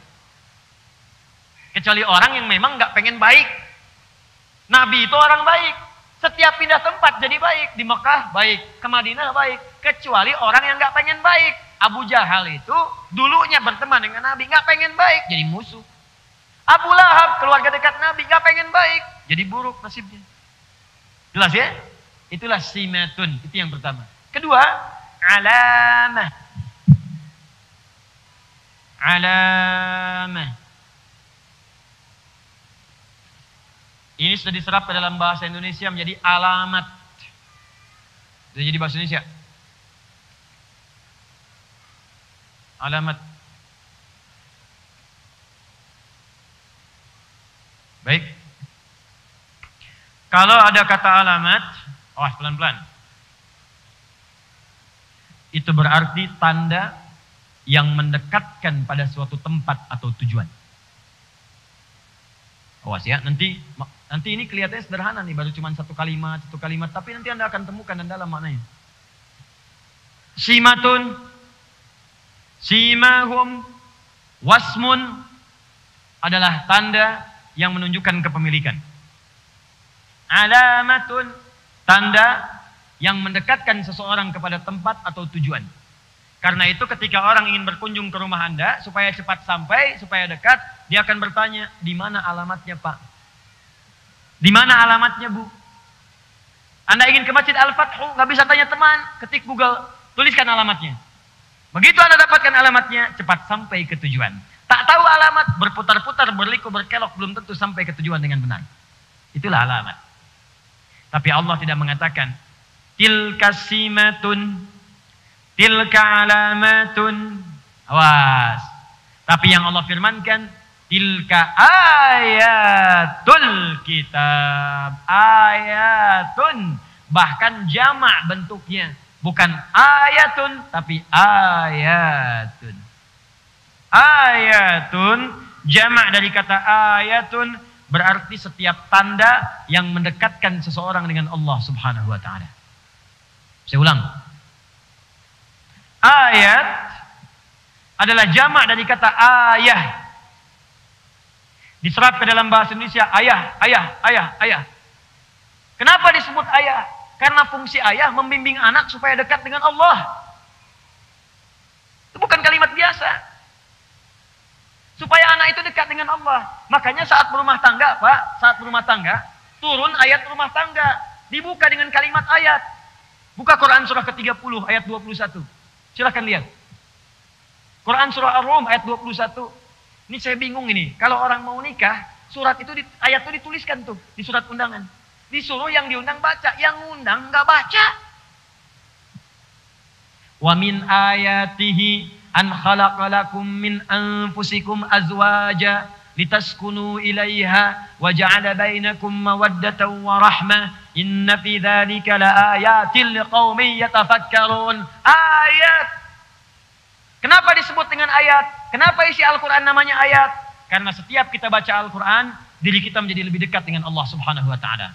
Ayat adalah setiap tanda yang mendekatkan kita dengan Allah. Bapak, Ibu, kenapa saat baca Quran merasa lebih dekat? Karena itulah kemudian isi Al-Quran disebut dengan ayat. Al-Baqarah berapa ayat? Ali Imran berapa ayat? An-Nisa berapa ayat? Turunlah Quran surah ke-8 ayat yang kedua. Innamal mu'minuna alladzina idza dzukirallahu wajilat qulubuhum wa idza tuliyat alaihim ayatuhu zadathum imana wa ala rabbihim yatawakkalun. Orang-orang beriman itu kalau disebutkan nama Allah ada getaran di jiwanya. Kan kalau dibacakan kepadanya ayat-ayat Allah, dibacakan Al-Quran, zadathum imana. Maka ayat itu akan menambah keimanannya. Wa ala rabbihim yatawakkalun, semakin dekat dengan Allah. Karena itu, kalau ada ayat Al-Quran, dibuka dengan kata ayat langsung. Wa min ayatihi, ayat pernikahan. Kenapa dibuka dengan kata ayat? Ingin memberikan pesan bahwa semua informasi yang disampaikan di ayat itu harus membuat diri Anda lebih dekat dengan Allah Subhanahu wa taala. Makanya sebelum Anda menikah dibacakan ayat tadi untuk memberikan penjelasan, hey, hakikat pernikahan itu kalian berumah tangga, ada suami, ada istri, supaya berpartner mendekat kepada Allah. Jangan sampai setelah menikah jadi jauh dari Allah. Aneh Bu, Pak, kalau belasan tahun berumah tangga, puluhan tahun, dengan rumah tangga itu menjadi belum dekat dengan Allah, malah semakin jauh. Itu artinya ada yang salah dengan rumah tangganya. Ada yang salah. Coba lihat, yang tadinya makmum, sholatnya sendirian munfarid, dikirimkan makmum seumur hidupnya. Jadi imam Pak, antum diupdate statusnya. Biasanya kan jarang jadi imam. Ke masjid belum tentu jadi imam. Makmum kadang-kadang. Silakan cek. Sholatnya sering sendirian. Bukankah sholat sendirian pahalanya cuma 1? Nilainya 10? 1 nilainya 10. Quran surah 6 ayat 160. Man jaa bil hasanati falahu asyru amsalihha. Siapa yang mengerjakan satu kebaikan nilainya 10. Sholat disebut hasanah. Quran surah 11 ayat 114. Aqimis sholata tarafain nahar wa zulatan minal lail innal hasanati yudhibnas sayyi'at. Tunaikan sholat dari mulai siang sampai malam, itulah hasanat. Sekali sholat dapat 10. Anda sholat sendirian 10. Anda menikah dikirimkan makmum seumur hidup sehingga tidak punya kesempatan untuk sendirian lagi. Update status naik langsung jadi jamaah. Begitu jamaah dari 1 naik 27. Sholatul jama'ati afdalu min sholatil fardi bi 27 darajah. Gak ada alasan. Gak bisa ke masjid, ada istri. Ke masjid berangkat, jadi imam atau jadi makmum. Update. Jadi kalau ada orang berumah tangga gak mendekatkan dia dengan Allah, pasti ada yang salah di rumah tangganya. Bahkan ketika ada anak, dipanggil ayah. Kalau mau dikaitkan dengan bahasa Arab tadi, ayah dari kata ayat. Anda akan dihisab nanti. Makanya disebut ayah dari kata ayat kalau mau disandingkan kalimatnya. Kalau mau dicari sampai keterkaitannya, ayatun, taknya nggak bunyi, ayah. Madrasatun, madrasah. Jadi kalau tak dibaca di akhir jadi ha. Ayatun, ayah. Kalau mau diambil kalimat itu, artinya apa? Setiap ayah akan dihisab oleh Allah tentang kedekatan anak-anaknya dengan Allah Subhanahu wa taala. Makanya di Quran, sesibuk apapun para ayah itu selalu ditampilkan dekat dengan anaknya untuk membimbing dia ibadah. Coba saya tanya pada Anda ya. Di surat Luqman, yang nasehatin anak dekat dengan Allah, ibunya atau bapaknya? Bapaknya. Idh qala Luqmanu libnihi. Ketika Luqman bapaknya mendekatkan diri kepada Allah melalui anaknya. Nah, jangan musyrik, la tusyrik billah. Ya bunayya aqimis shalah. Nah, ayo salat yuk. Yang ngajak salat bapaknya. Yang menjaga tauhid itu bapaknya. Yang ngajak ke taklim bapaknya. Jadi sesibuk apapun Anda dalam mencari nafkah, jangan lupa harta terbesar itu ada di rumah. Jangan sampai Anda jadi harta keluar, yang di rumah dilupakan. Nunggu. Nabi Ibrahim coba. Nabi Khalilullah dekat dengan Allah. Tapi ke anak masih ada perhatian. Ya bunayya. Quran surah 37 ayat 101 sampai 107. Ya bunayya inni ara fil manami anni adbahuka fanzur madza tara. Masih dengan anak. Nabi Ibrahim alaihissalam ini menetapnya di Palestina, Kanaan. Anaknya Ismail alaihissalam di Mekah. Jarak dari sini ke sini pakai bis sehari 2 malam. Gak percaya silahkan coba. Sehari 2 malam. Ibrahim alaihissalam dalam kesibukannya berdakwah mencari nafkah juga, itu masih sempat menengok anaknya datang ke Mekah. Sampai disebut Ibrahim. Kalau dari bahasa Aramaik, Abraham sang penyeberang, menyeberangi sesuatu untuk berdakwah dan melihat kondisi anak. Ada yang mengatakan dari bahasa Arab, Abun Rahim, bapak yang sangat penyayang. Karena di balik kesibukannya masih menyayangi anaknya. Makanya ketika bapaknya ini punya beban pekerjaan, anaknya merasakan. Kenapa? Karena sering diperhatikan, Pak. Bapak sibuk tapi masih datang. Ngajak bermain, bawa hadiah, bercanda, macam-macam. Ketika bapak punya beban, anak mikir.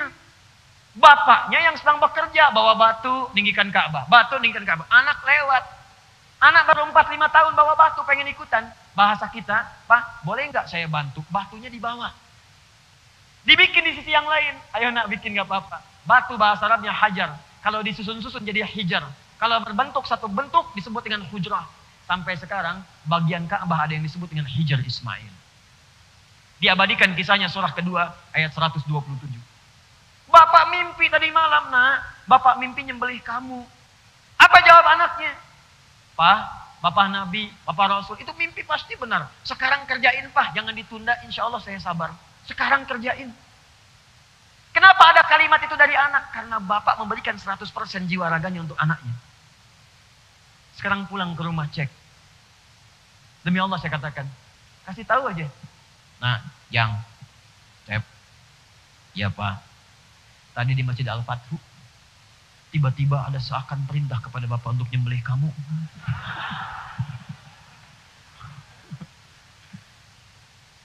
Bagaimana pendapat Ananda? Walah Pak, sesat itu Pak, sesat. Bid'ah. Lari dia. Atau jangan yang tinggi-tinggi lah. Ibu sedang nyapu, kelihatan anak dibantu enggak? Dan ibu yang ngandung dia. Ibu yang memberikan ASI-nya. Ibu yang kadang-kadang menangis untuk merawatnya. Tapi begitu ibu cuma pegang sapu, dibantu enggak? Jangan-jangan ibu yang nyapu, dia yang perintahin, Bu. Mah, nu palih dia dacan. Ini masih kotor. Antum yang isi bensin, anak yang pakai. Antum yang nyuci, dia yang pakai. Kalau terjadi begitu jangan dimarahin dulu. Tanyakan pada pribadi, apa yang telah saya lakukan di masa lalu sehingga dia tidak mengenal saya sekarang. Itu manhaj, teman-teman sekalian. Itu manhaj. Itu indah. Makanya bahasa Al-Qur'annya menggunakan kata ayat, ayah. Ayah, ayah. Kalau anak manggil dengan kata ayah, aduh. Tolong ingat Allah ya. Tolong ingat Allah. Ayah, ayah, ayah. Langsung ingat, ya Allah, udah dekat belum anak saya dengan Allah. Ingat. Saya nggak mau sambungkan dengan bahasa-bahasa lain. Ustaz itu nggak ada kaitannya, terserah, itu terserah Anda. Saya hanya menerangkan apa yang saya pahami. Kalau itu Anda praktekkan, terjaga diri Anda. Ku anfusakum wa ahlikum nara. Jaga diri Anda dan keluarga dari neraka. Jaga betul. Pahami. Jadi kalau itu Anda paham dengan baik, setiap dipanggil ayah, bisa menetes air mata Anda. Kenapa? Bukan cuma bangga anak manggil, tapi Anda pun merasakan dihisap saya di lewat anak ini. Akan dihisap saya. Akan dihisap. Dan mereka juga ternyata menunggu, Pak. Saya seringkali bercerita bagaimana, ini anak saya saja dari kecil-kecil, itu nunggu, Pak. Pengen bertemu bapaknya. Dan demi Allah saya katakan sampai sekarang, gak pernah mereka serius yang manggil Ustaz. Tidak. Syekh, gak ada. Mereka rindu ayahnya. Nunggu di rumah, kadang saya pulang malam, Pak. Itu anak saya yang pertama, usia 3 tahun. Dia udah tahu bapaknya pulang malam. Dia sengaja tidur siang supaya malam bangun. Nunggu saya depan pintu, saya masuk dibuka sama dia. Buya! Manggilnya Buya, bukan Ustadz. Ustadz! Enggak. Dia pengen ayahnya. Apa setelah itu? Main bola yuk. Bayangkan, anak 3 tahun, jam 9 nunggu depan pintu. Anak 3 tahun kan paling tidur jam 8, setengah 8. Jam 9 nunggu depan pintu. Buya, main bola yuk. Ya main bola kita, Pak. Main bola. Udah selesai, apakah tuntas? Belum. Ya, kuda-kudaan, jadi kuda. Dia naik. Tapi ada kenikmatan gitu, lelah. Lihat wajah-wajah jamaah yang punya masalah misalnya. Lihat kertas-kertas pertanyaan. Hilang semua tuh. Semangat lagi. Udah dia tidur, dah. Kita mandikan, malam kita lap, sudah dia wudhu tidur. Kita doakan, kita tatap, ya Allah ke surga gak dengan kamu nanti. Kita berdoa lagi. Setelah itu kita buka-buka lagi, ada pertanyaan apa hari ini. Setelah itu evaluasi, saya salah apa di hari ini. Baru istighfar, baru tidur. Tapi belum tuntas. Ibunya bilang, nah, Buya itu pulang masih capek, masih berdakwah. Kalau besok mau main, jangan langsung main ya. Biar istirahat dulu. Pijitin dulu sama kakak, diajarin tuh. Besoknya nunggu depan pintu, nunggu lagi. Apa kalimat pertamanya? Buya, capek ya? Sini kakak pijitin. Tarik tangan saya. Sini ya, dorong ke kamar. Tidur. Pijitin mandi. Belum 5 detik. Ya, main bola yuk. Tapi air mata saya keluar saat itu. Ya, itu indah gitu. Kenapa ketika Anda tidak dipanggil dengan kalimat itu ayah, boleh mungkin jadi papa, jadi papi, pipi atau yang lain silahkan. Abi, buya, abati silahkan. Tapi ingat setiap panggilan itu akan dimintai pertanggungjawaban di hadapan Allah Subhanahu wa taala. Karena ayat pernikahan dibuka dengan kalimat ayat. Tanda yang mendekatkan seseorang dengan Allah Subhanahu wa taala. Sekarang surah Yusuf Setelah alif lam ra, Allah menantang semuanya. Tak ada yang mampu. Kata Allah, hei, berikut ini akan saya kisahkan berbagai jenis kisah. Hal-hal yang sangat indah yang akan membuat kalian lebih dekat dengan Allah Subhanahu wa ta'ala. Jadi ayat yang akan kita kaji ini, kenapa dibuka dengan kalimat ayat? Allah ingin memberi pesan kepada kita bahwa nanti di balik kisah yang akan kita baca ini, ayat yang akan kita pahami ini, semua tahapan-tahapan setiap hurufnya, kalimatnya akan membuat diri kita lebih dekat dengan Allah Subhanahu wa ta'ala. Jadi kalau ada yang ngaji sekarang dengan saya, surat Yusuf ini, nanti berikutnya kita bahas, ternyata keadaannya tidak lebih dekat dengan Allah, berarti ada yang salah dengan cara dia memahami dan mengkajinya, atau mungkin saya kurang pandai menyampaikannya, sehingga butuh ustadz lain yang harus Anda jadikan rujukan dalam kehidupan Anda. Harus membuat kita lebih dekat dengan Allah Subhanahu wa ta'ala. Nah, kalimat ayat ini dibuka dengan kata tilka. Saya belum selesai. Awas. Tilka. Tapi di mushaf diartikan dengan ini. Coba lihat terjemah. Tilka ayatul kitabil mubin. Awas. Coba lihat di ininya. Ayat-ayat ini kan? Ya kan? Ini kan? Padahal tilka dalam bahasa Arab itu bentuk muannas dari kata zalika. Zalika itu untuk mudzakkar. Ayat muannas menggunakan tilka. Tilka ayat. Kenapa di situ menggunakan kata tilka, bukan menggunakan kata hadhihi. Dalam bahasa Arab ini hadhihi bentuk muannasnya. Mudzakarnya hadza. Kenapa Allah tidak mengatakan misalnya hadhihi ayatul kitabil mubin? Kenapa menggunakan tilka? Kenapa Allah tidak mengatakan hadzal kitab la raiba fi hudal lil muttaqin? Kenapa berfirman dzalikal kitab? Nah, ini pakainya ilmu balaghah untuk bisa menafsirkannya. Jadi di bahasa Arab itu ada 4 ilmu. 1 nahwu, 2 sharaf. Sharaf ada nanti 12 cabang ilmu lagi. Setelah itu balaghah. Balaghah ada 3 cabang ilmu lagi. Ma'ani, bayan, kemudian badi'ah. Setelah itu arud. Arud punya 16 cabang ilmu lagi. Disebut dengan bahar.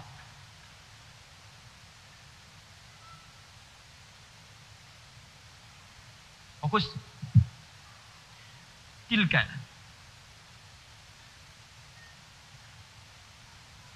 Ya. Perhatikan baik-baik. Artinya itu.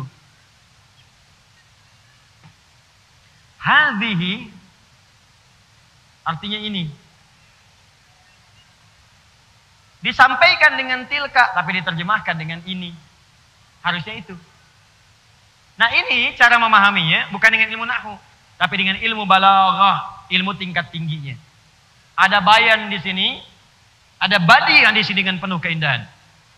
Kalau ada kalimat Al-Quran menunjuk kepada ayat, kemudian ditunjukkan dengan kata tilka atau zalika, yang makna asalnya sebetulnya itu. Saya mau tanya pada Bapak Ibu, itu menunjuk pada jauh atau dekat? Jauh. Nih lihat nih. Ini hadzal kalam, spidol ini. Itu tilka sa'ah, jam itu jauh. Nah, kalau dalam kalimat Al-Qur'an, misal ada ayat, kata ayat atau Al-Qur'an atau Alkitab diawali dengan bentuk jauh, tilka ataupun dzalika, ini ingin menunjukkan sifat keagungan ayat itu yang jauh dari jangkauan manusia. Sifat keagungan keistimewaan ayat itu yang jauh, yang tidak bisa kemudian diikuti dan disaingi oleh manusia. Seakan-akan Allah ingin sampaikan, hei, saya tantang kalian semua kalau kalian bisa membuat seperti Al-Quran. Jangan ragukan isi Al-Quran, karena Al-Quran itu berasal dari zat yang sangat jauh dari jangkauan kalian. Dari Allah Subhanahu wa ta'ala. Isinya jauh dari apa yang bisa kalian buat. Hikmahnya jauh dari apa yang bisa kalian bayangkan. Kalau nggak percaya, silahkan buat semisal ini. Tapi jangan lupa, saya akan tunjukkan kepada kalian makna-makna yang jauh yang kalian bayangkan. Ketika kalian pelajari, maka kalian akan menjadi lebih dekat denganku, dengan Allah Subhanahu wa ta'ala.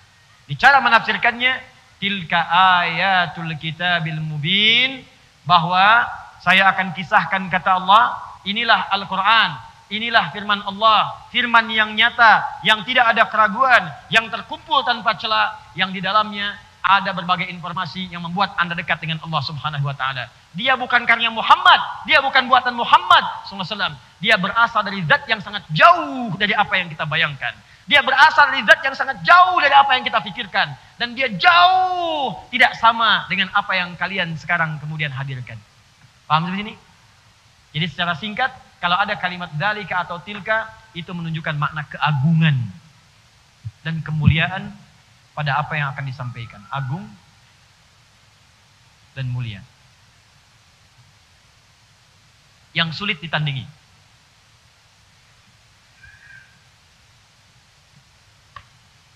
Alif Lam Ra tilka ayat. Setelah itu Al-Kitab. Setelah itu Mubin. Tilka ayatul kitabil mubin. Mohon izinnya saya sempurnakan sedikit ya. Sampai berhenti di akhir ayatnya. Kalau dipotong nanti nggak bagus itu ya. Nah, baik, saya tunjukkan Alif Lam Ra. Hei semua manusia, saya akan turunkan kepada kalian satu surah yang diturunkan dengan menggunakan bahasa yang kalian sering gunakan membuat syair-syair. Kalau kalian meragukannya bikin semisalnya, maka saya akan tunjukkan lewat surat ini informasi yang membuat kalian akan dekat denganku. Bahwa ini informasi yang agung, yang jauh dari apa yang kalian bayangkan, bukan kreasi Muhammad SAW. Al-Kitab disebutkan 255 kali dalam Al-Quran. Al-Kitab, ada Al-Quran, ada Al-Kitab, ada Mushaf, itu beda. Kalau disebutkan Mushaf, itu berarti tulisannya dari firman Allah berupa Al-Quran, yang terletak di antara dua jilid, isinya Al-Fatihah sampai An-Nas. Gak ada yang lain. Itu mushaf namanya. Di mushaf itu, firman Allah yang dituliskan, tulisannya dari Al-Fatihah sampai An-Nas. Tidak diselingi dengan apapun. Dari awal sampai akhir. Di jilid, di antara jilidnya, Al-Fatihah sampai An-Nas. Itu mushaf.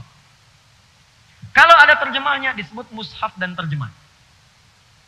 Jadi terjemahannya bukan mushaf. Kalau ada tafsirnya disebut tafsir. Jelas ya? Kalau cuman Arabnya saja tulisan dari Al-Qurannya, itulah mushaf. Awas hati-hati. Kalau bercampur dengan yang lain bukan mushaf. Di gadget nih, di handphone. Itu bukan mushaf. Itu aplikasi namanya, jihaz. Jihaz. Tapi boleh kalau ingin baca dari situ boleh. Karena yang penting itu kan bacaannya. Bunyinya. Pelajarannya. Tapi itu bukan mushaf. Dan hukumnya beda. Mushaf tidak boleh dibawa ke tempat-tempat sembarangan. Nggak ada orang ke toilet bawa mushaf. Awas hati-hati. Mushaf disimpan di tempat yang bukan sembarangan. Simpan di tempat yang tinggi. Perlakukan dengan baik. Bawanya kata Imam An-Nawawi kalau bisa pakai wudu. Nggak berwudu nggak apa-apa. Pakai wudu lebih mulia. Tapi handphone tidak. Mau wudu mau tidak handphone. Kadang-kadang lupa lempar. Simpan kan? Mushaf baca tiap waktu. Handphone gak ada baterai, gak bisa dicas. Kan? Baterainya hilang, casan gak ada, gak muncul kemudian aplikasinya. Handphone ke toilet bisa dibawa. Aplikasi mushaf gak dibuka, tetap aja begitu. Jelas ya? Di hukumnya bisa berbeda. Di kalau mushaf adalah ayat Al-Quran yang dituliskan dalam bentuk tulisan terletak di antara dua jilid, isinya Al-Fatihah sampai An-Nas. Ada terjemahan disebut mushaf dan tarjamah. Disingkat mushaf terjemah. Ada keterangan disebut dengan tafsir. Makanya sering disebut dengan tafsir Al-Quran. Jelas? Kalau Al-Quran itu bunyinya. Bacaannya. Dari kata Al-Qur'u, bunyi yang terdengar. Nah, itu Al-Qur'u. Kalau sengaja diperdengarkan disebut qiraah. Bismillahirrahmanirrahim. Qiraah. Sekali. Kalau terus diulang-ulang tanpa bosan. Terus diulang tanpa bosan.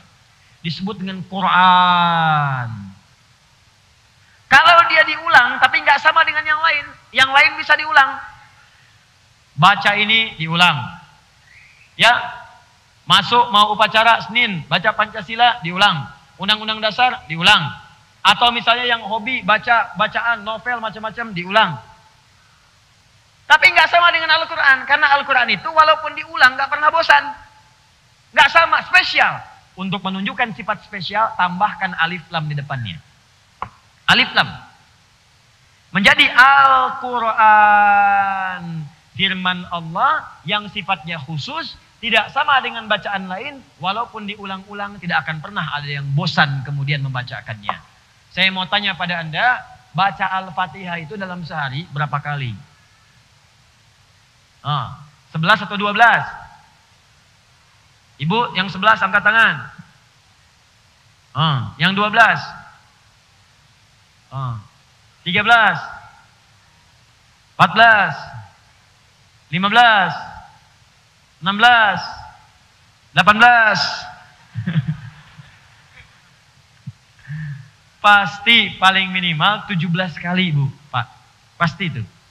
Al-Fatihah itu dalam sehari paling minimal 17 kali.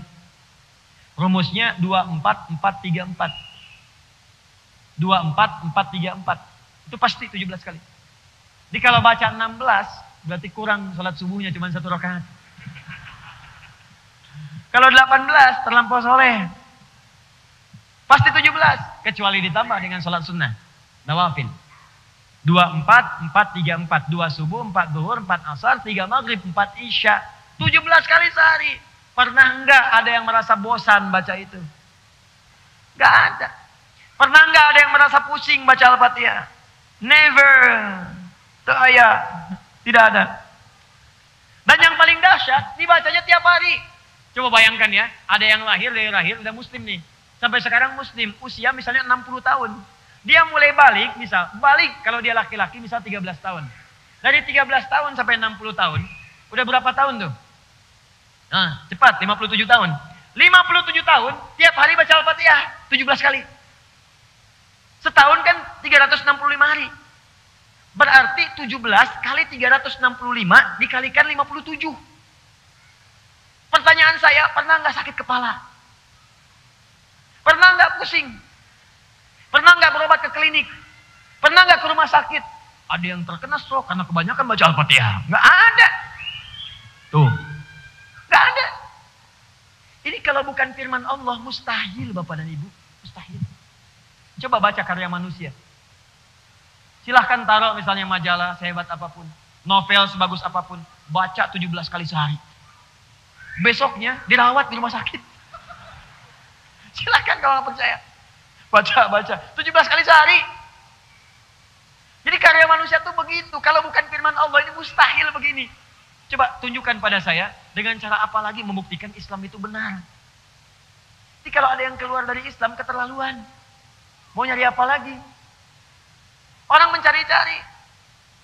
Silakan bandingkan dengan apapun karya manusia. Atau kitab yang dianggap misalnya sebagai kitab suci. Bandingkan, baca 17 kali sehari. Silakan baca. Kalau nggak percaya, silakan lakukan. Demi Allah saya katakan. Baca, pasti akan ada perbedaan. 17 kali sehari, 17 kali sehari. Cuman Al-Quran yang dibaca seperti itu. Kalau bukan firman Allah, mustahil. Itulah Al-Quran. Dan saya sering katakan, maaf sekali lagi. Kalau Al-Quran itu firman Allah. Musuh yang terbesar itu setan. Makanya ketika semua orang mendekat kepada Allah, setannya bergerak.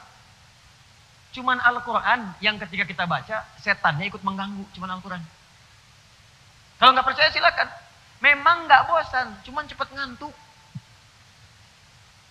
Ayo kalau nggak percaya. Anda baca Al-Quran, lihat berita. Neymar nih mau ke Barcelona. Harganya 1,5 triliun. Dibarter dengan Coutinho. Oh, lihat. Cek lagi. Lampard manajer Chelsea. Kemarin kalah tuh 1-0. Walaupun sebelumnya menang 4-0. Baca lagi. Terus bisa bertahan 1 jam. Baca bola aja begitu. Federer kemarin kalah sama Djokovic. Ya, 6-5 skornya. Bagian terakhir. Sampai tiebreak 4 kali. Hafal saya. Walaupun dia sudah mengalahkan Nadal sebelumnya. Hafal. Nonton? Enggak. Membaca aja. Bertahan 1 jam. Tapi Al-Quran tidak. Baru 10 menit. Wudhu lagi. Fokus. Dibaca lewat sholat. Ngantuk juga. Silakan cek. Subuh berapa banyak. Walaupun cuma 2 rakaat. Tetap ngantuk. Dan dahsyatnya dalam sholat itu setannya langsung menggoda. Gak percaya silakan. Di Abu Daud itu kan disebutkan. Nomor hadis 857. Ya, begitu Anda bertakbir. Fa idza kabbara bima makna, ketika seorang salat mulai bertakbir, maka setan mulai berkata, udkur kada, ingat ini, ingat itu. Maka Anda akan mulai mengingat apapun yang tidak ingin Anda ingat. Nanti asar loh, buktikan. Asar. Oh, Anda sudah siap begini. Bismillahirrahmanirrahim. Fokus tuh. Allahu Akbar. Kunci mobil di mana? Hari ini WA belum dibalas, besok arisan belum, macam-macam. Sampai yang saya sampai pun sekarang ada lagi. Nanti pas asar ada tuh di benak, di kepala Anda nanti ada. Pas asar. Ingat ya, kata Ustadz Adi, nanti begitu kamu takbir akan ada setan menggoda, membisikkan, membuat apa yang tidak ingat menjadi ingat. Itu setan. Pada waktu itu. Sampai selesai. Makanya bahkan ada orang yang sholat tidak sadar berapa rakaat sedang menunaikan sholatnya. Kalau bukan Al-Quran, setannya nggak akan menggoda. Silakan cek. Apa ada orang main musik digoda setan? Nggak ada. Lenggel, biarin aja setannya digoda. Cuma ditiup doang, bagus, terusin. Tapi baca Quran tidak. Ngantuk, jatuh. Ngantuk, itu tandanya Qurannya benar. Itu tandanya firman Allah. Kalau bukan firman, mustahil begitu. Mustahil. Nah, itulah Al-Quran. Kalau Anda ingin lihat Qurannya secara sempurna, bacaannya sempurna, tersusun rapi, tidak ada celaknya. Setiap ada salah harakat ketahuan. Setiap ada huruf yang dibuang ketahuan. Setiap dipalsukan ketahuan. Maka sesuatu yang sempurna, tersusun rapi, terbebas dari celah, nggak ada aibnya, itu disebut dengan kitab namanya. Kitabun. Karena itu, kenapa buku bahasa Arab disebut dengan kitab? Karena buku itu adalah tulisan yang sempurna. Dari awal sampai akhirnya. Kalaupun ada yang salah, harus dikoreksi. Dan Al-Quran kenapa disebut dengan kitab? Tidak ada celak di dalamnya dan sempurna. Setiap ada yang mencoba merubahnya, akan langsung diluruskan oleh Allah Subhanahu Wa Taala. Bahkan turun jaminannya di Quran surah 15 ayat ke-9. Inna nahnu nazzalna dzikra wa inna lahu lahafizun. Kami turunkan Al-Quran sebagai zikir untuk mengingatku, kata Allah. Dan kami yang jamin untuk menjaga Al-Quran. Sampai dengan kalian kembali kepada Allah Subhanahu Wa Taala. Tetap terjamin sempurna. Mubin, nyata, kelihatan. Dibuktikan oleh Allah. Kalau nggak percaya, mubin, nyata. Silahkan Anda cek Al-Quran. Setiap Anda baca, ada kekeliruan. Dibuktikan langsung oleh Allah. Salah. Ada yang memalsukan, ketahuan. Salah. Ada yang bikin tandingan, ketahuan. Salah. Mubin, nyata kebenarannya. Jadi Allah ingin menyampaikan ketika dirangkai kalimatnya, tilka ayatul kitabil mubin. Allah ingin menyampaikan, hei, saya akan kisahkan kepada kalian berbagai informasi di surah ini yang akan membuat kalian lebih dekat dengan saya. Ini sumbernya dari saya, jauh dari apa yang kalian bayangkan. Bukan rekayasa Muhammad, bukan buatan Muhammad SAW. Kisahnya, informasinya tersusun dengan rapi, sempurna dan nyata. Kalau kalian tidak percaya, kalian nanti bisa baca setelahnya, kalian dapatkan apa yang aku janjikan sekarang, apa yang aku sampaikan sekarang akan nyata, nampak di kisah ini tersusun dengan sempurna dari awal sampai akhirnya. Itulah alif lam ra, tilka ayatul kitabil mubin. Lalu kita bertanya, penasaran kita, apa sih kisahnya? Seperti apa sih informasinya? Benar nggak bisa membuat kita dekat dengan Allah? Betul nggak bisa merubah kita semua? Apakah kisah yang dimaksudkan? Seperti apa informasinya? Itu yang kita bahas di pertemuan berikutnya nanti. Insya Allah. Baru bicara nahnu naqussu 'alaika ahsanal qasas dengan seterusnya ayat sampai akhir ayatnya. Ini adalah muqaddimah pembuka dari surah Yusuf. Insya Allah kita berjumpa di pertemuan berikutnya untuk membahas lebih dalam lagi. Mungkin waktunya lebih fleksibel ya. Bisa jadi nanti ngajinya pagi misalnya. Tapi bulan depan insya Allah saya akan bawakan kitab tafsir. Mungkin nanti sebagai perbandingan atau nanti pedoman supaya teman-teman bisa baca-baca dari apa yang telah kita pelajari atau akan kita pelajari di pertemuan-pertemuan berikutnya insya Allah. Demikian saya kira yang saya sampaikan. Izin menyampaikan informasi terlebih dahulu. 1. Bulan depan akan dimulai kelas karantina. Untuk metode at-taisir, hafal 30 juz dalam 30 hari insya Allah. Ikhwan ataupun akhwat. Bagi yang Anda ingin tergabung, ini nggak ada batas usia. Ya, usia besar, kecil, tua, muda, laki-laki, perempuan, insya Allah ada tempatnya. Dipisahkan perempuan rumah khusus, laki-laki rumah khusus berbeda. 30 hari tempatnya, sementara ini di Bekasi, nanti insya Allah menyusul ada di Lampung, menyusul juga ada di Sulawesi, juga insya Allah ada di Bandung. Nanti teman-teman, Anda kalau sudah terdaftar tinggal ditunggu kapan bagiannya, di situ nanti akan masuk, langsung juga akan saya bimbing, juga dengan tim-tim yang lainnya. 1. Yang kedua, pekan depan akan ada utusan dari Sudan datang, 2 orang. 2 orang ini insya Allah akan membawa berkas mahasiswa yang dulu telah saya seleksi se-Indonesia, ada 25 orang untuk kuliah ke Sudan. Saya sampaikan dari sekarang, siap-siap sepekan atau 2 pekan setelah Idul Adha, yang sudah dinyatakan lulus insya Allah akan kami kirim insya Allah ke Sudan untuk berangkat. Dan mereka akan membawa kuota baru 15 orang, tapi khusus untuk penghafal Quran 30 juz. Akan diberikan beasiswa di Jamiatul Quran, Universitas Al-Quran yang terletak di Sudan. Ya, itu nanti insya Allah pekan depan akan datang, nanti saya akan sampaikan informasinya. Terakhir, yang ketiga, pekan depan pula saya akan membuka seleksi penerimaan khusus program PKU, ya, Pendidikan Kadar Ulama. Itu saya didik langsung, ini angkatan ketiga. Itu langsung saya didik, saya tempatkan di tempat tinggal kami nanti di Bekasi.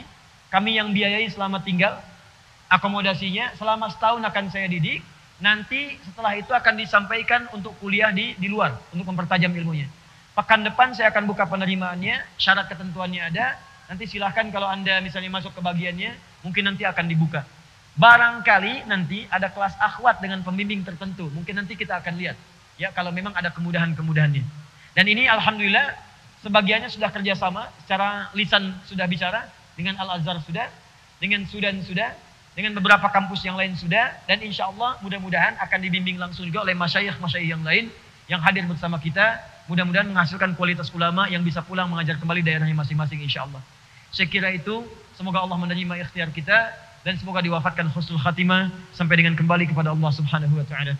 Allahumma rabbana taqabbal minna innaka antas samiul alim wa tub alaina innaka antat tawwabur rahim. اللهم علمنا ما ينفعنا علمنا ما جهلنا ووفقنا فيما تعلمنا لنعمل بها يا أرحم الراحمين اللهم اجعلنا من أهل القرآن واجعل القرآن لنا يا الله صحيبا لنا في الدنيا وشفيعا لنا في الآخرة يا رب العالمين اللهم زين أخلاقنا بزينة القرآن وزين حياتنا بحياة القرآن واجعلنا يا الله واجعلنا يا الله واجعلنا يا الله من عبادك الصالحين مع الذين أنعمت عليهم من النبيين والصديقين والشهداء والصالحين وحسن أولئك رفيقا اللهم ربنا آتنا في الدنيا حسنة وفي الآخرة حسنة وقنا عذاب النار بفضلك سبحان ربك رب العزة عما يصفون وسلام على المرسلين وآخر دعوانا أن الحمد لله رب العالمين سبحانك اللهم وبحمدك أشهد أن لا إله إلا أنت استغفرك ونتوب إليك